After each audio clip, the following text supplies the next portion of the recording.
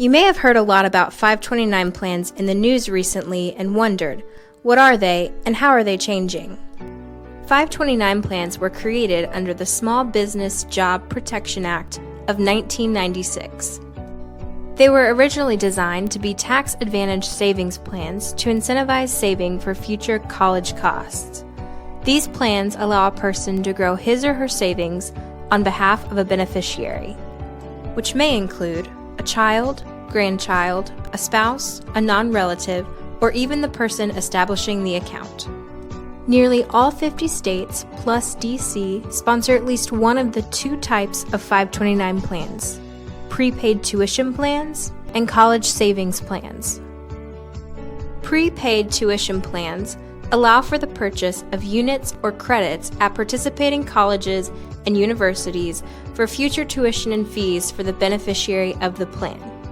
These plans cannot typically be used to pay for room and board expenses.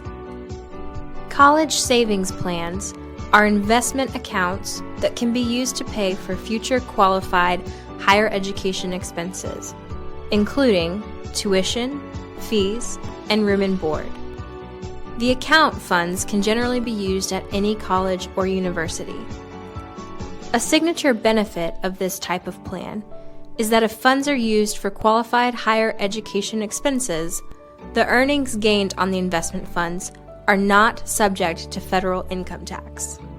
For example, if a parent deposits $2,000 into an account for a child at their birth, and the account grows and is worth $4,500 when the parent decides to use the funds for their child's qualified education expenses, there would be no federal tax on the $2,500 earned. Individuals in more than 30 states can also receive a state tax deduction or credits for their contribution to a 529 plan.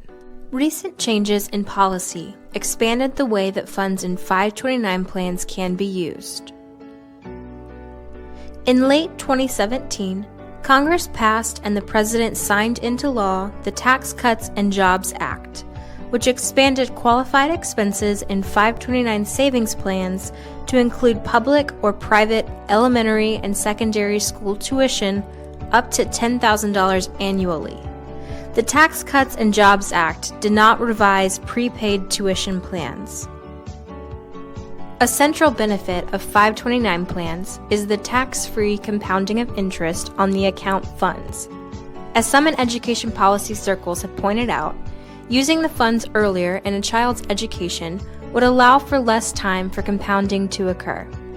This would result in less benefit and growth of the funds over the long term.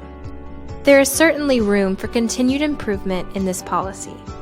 More can and should be done to expand access and create educational opportunity for all students, especially low-income families who may not have the financial capacity to engage with 529 plans.